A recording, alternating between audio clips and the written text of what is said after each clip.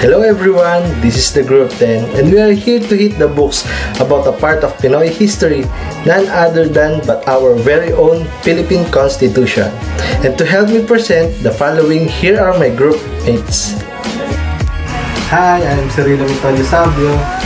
I am Maria Andrea Yvonne O. Sanchez. Hi guys, I'm Seychelle Ruth G. Ruiz. Hello everyone, this is Rizal Alan Salonga. The Philippine Constitution. So to give you a preview about a legal history, let's all watch it.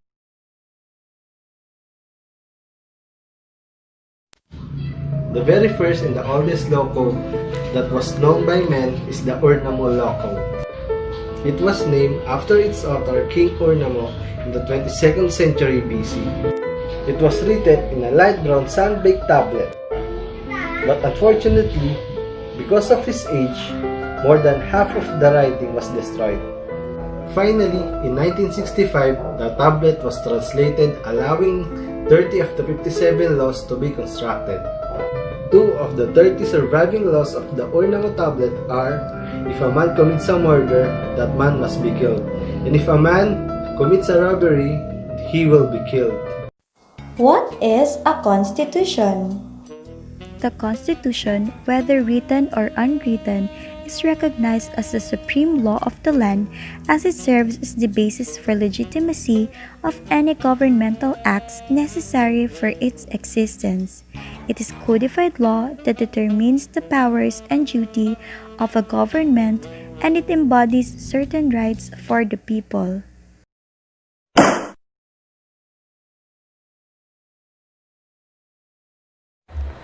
Coming with the very first constitution, the Republic of Biak na Bato. It was established right after the Heros Convention during the time of several defeats of Aguinaldo's military force against the Spanish soldiers. It is known as a revolutionary government. The Biak na Bato Constitution, or the Republika ng Biak na Bato, was the very first republic that the Philippines ever declared and established in November 1, 1897 in San Miguel, Bulacan, by the revolutionary leader Emilio Aguinaldo and his fellow revolutionaries. The Republic of Biak na Bato Constitution was derived from the Constitution of Cuba called the Constitution de Dimaguay, nearly word for word by Felix Ferrer and Isabelo Artacho with the elected officers.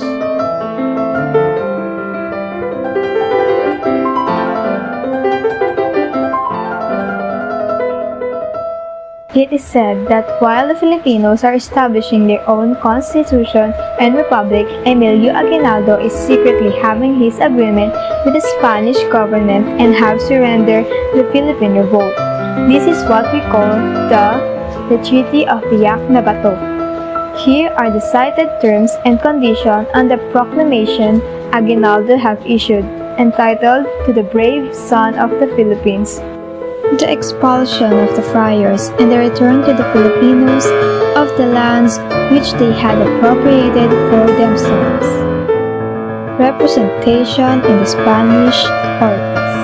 Freedom of press and tolerance of all religious sects. Equal treatment and pay for peninsular and insular civil servants. Abolition of the power of the government to banish civil citizens. Legal equality of all persons. Though a lot of Filipinos believe that this has been the end of our revolution against the Spanish colonizer, rumors spread that the revolution was sold by General Emilio Aguinaldo for 800,000 Mexican pesos. Aguinaldo agrees to stop the revolution and stay in Hong Kong in exchange of the monetary compensation. It is said that after receiving 400,000 pesos, Aguinaldo left for Hong Kong on December 27, 1897.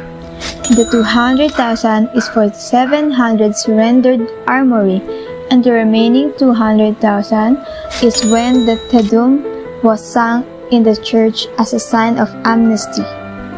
An additional 900,000 will be given by the Spanish government to the Filipino civilian who has been affected by the war. Some Filipino generals, however, did not believe in the sincerity of the Spaniards. They refused to surrender their arms. The Spanish did not pay the entire agreed amount, but the Te Deum was still sung on January 23, 1898.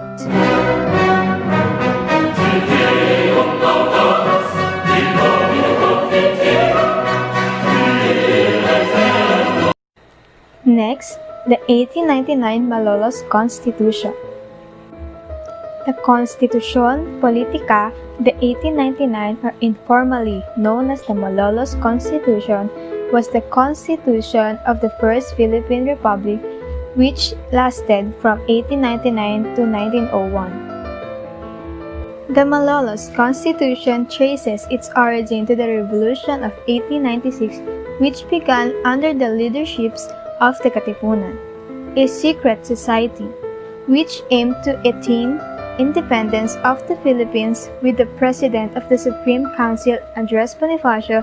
That is why they call Andres Bonifacio as the first president. Due to political and other differences between the members from Manila and other provinces, divisions arose in the organization, encouraging its leaders to call for a convention to try and reunify the society. This is what we call the Tejeros Convention in March 22, 1897. The convention was held in order to reconcile the differences between the two factions of the Katipunan, the Magdalo led by Emilio Aguinaldo and the Magdiwang led by Andres Bonifacio. They decided to dissolve Katipunan and make a new revolutionary government, the Biyak na Bato, with the elected president Emilio Aguinaldo and Andres Bonifacio as the elected director of the interior. Initially, Bonifacio accepted his position, but was insulted when Daniel Tirona objected. Bonifacio declared the proceedings of the Tejeros Convention null and void and established a new government. This was seen as an act of treason by the others, and Bonifacio was charged with refusing to recognize newly established revolutionary government. He was arrested and sentenced to death in Maragodon, Cavite, and unfortunately, the Republic of Biak na Bato did not give complete independence to the Philippines. And on June 12, 1898, the Philippine independence was formally proclaimed when Aguinaldo waved the flag in Kawit, Cavite. There, the Philippine national anthem was also played for the first time. On September 15, 1898, the Revolutionary Congress was assembled in Malolos, Bulacan, tasked with drafting the Constitution for the Philippines. Some of the significant achievements of the Malolos Congress are: the decree that enables Philippine to lend 20 million to several banks for the government expenditure. The establishment of Universidad Literatura de Filipinas and other schools. The declaration of war against the United States on June 12, 1899. And the establishment of Philippine Constitution. And the Malolos Constitution was finally promulgated by President Emilio Aguinaldo on January 21, 1899. The said constitution is also the first constitution in Asia and started the division of government from churches. The Malolos Constitution established three significant branches. First is the executive, headed by the president and composed of department secretaries. Second, legislative, headed by a prime minister and composed of delegates from provinces of the Philippines. Last one, judiciary, headed by the president of the Supreme Court and its justice. Down to our next constitution is the 1935 Constitution. The Philippines has been free from the Spaniards after 300 long years of colonialization. However, our country is now under the American occupation. Major General William H. Arnold, commander of the Americal Division, maps the drive on Cebu City, second largest in the Philippines. While the Philippines was under American occupation, the 1935 Constitution was submitted to the President of the United States for certification. It was in accordance with the Philippine Independence Act of 1934. On February 8, 1935, the draft of the Constitution was approved by the Convention. In March 25, 1935, it was ratified by President Roosevelt in Washington, D.C. In September 1935, the elections were held and Manuel L. Quezon was elected as the President of the Commonwealth. The 1935 Constitution provided the legal basis of Commonwealth government comprises of 17 articles, which has considered the transition government before the granting of the Philippine independence. With the American-inspired Constitution, the Philippine government would eventually pattern its government system after American government. It has been said that 1935 Constitution was the best written Philippine charter ever. Next is the 1943 Constitution. After the American occupation and the declaration of the 1935 Constitution, another occupation under the Japanese was presented to the Philippines. During the World War II, the Japanese-sponsored government nullified the 1935 Constitution. The 1943 Constitution was used by the Second Republic with Jose P. Laurel as president. The Japanese government established a military administration over the Philippines. The Kalibapi or Kapisanan ng Paglilingkod sa Bagong Pilipinas was also organized designed to be the sole and exclusive political organization in the Philippines.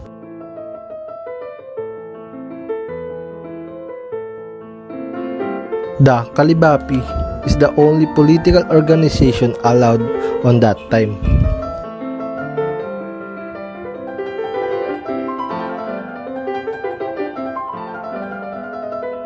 The Japanese monitored the drafting of the Constitution and instructed the members of PCPI led by Jose P. Laurel that the Constitution should conform with the principles of the Greater East Asia Co-Prosperity Sphere.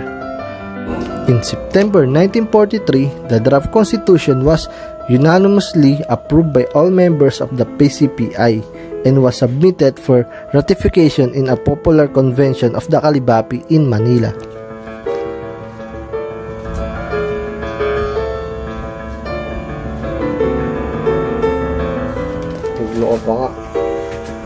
In September 1943, the draft constitution was unanimously approved by all members of the PCPI and was submitted for ratification in popular convention of the Kalibapi in Manila.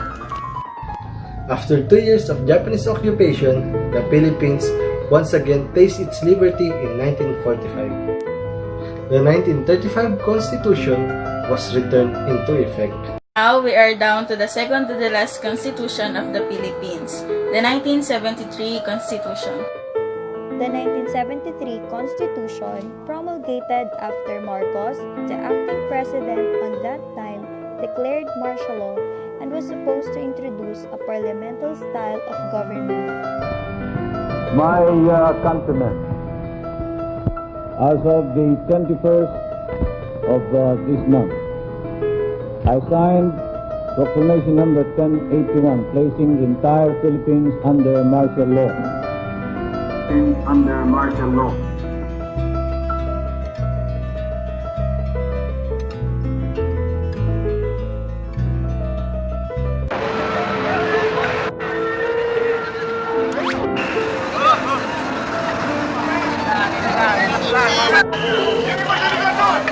Predicting that the direct approval of the Constitution was about to fail, Marcos issued Presidential Decree No. 86, Series of 1972, creating citizens' assemblies to approve the newly drafted Constitution by means of viva voce vote or by word of mouth, in place of secret ballots. The Constitution was finally approved in full force and effect on January 17, 1973. The Constitution comes with a new preamble. The 1973 Philippine Preamble.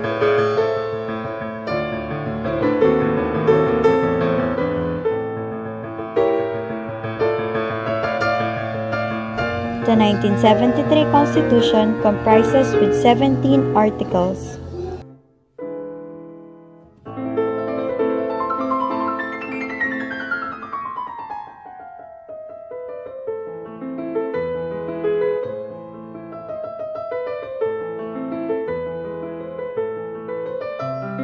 The 1973 Constitution lasted from 1973 until 1986.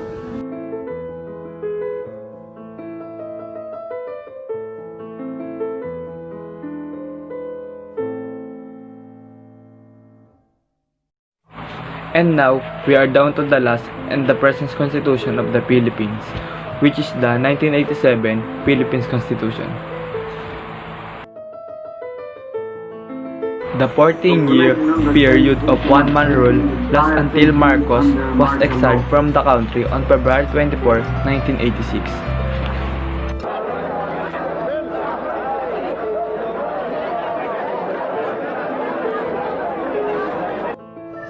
Democracy was restored in 1986 through the newly elected President Corazon C. Aquino. The 1973 Constitution was replaced by the Freedom Constitution, also known as Proclamation, suspending certain provisions of the 1973 Constitution and promulgating in its place a transitory Constitution. Later, President Aquino issued proclamation which created a constitutional commission, thus with the writing a new charter to replace the 1973 Constitution. Prior to 1987, the national plebiscite or election was held for the approval of the new constitution.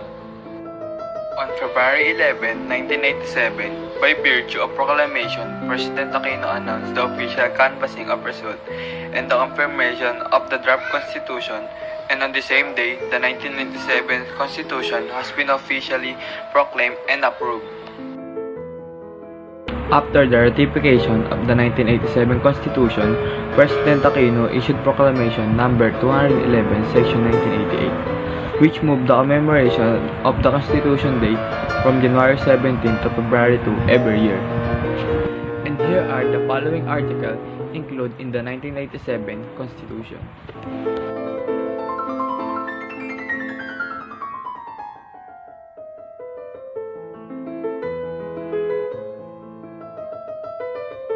The proclamation is still in effect to this day.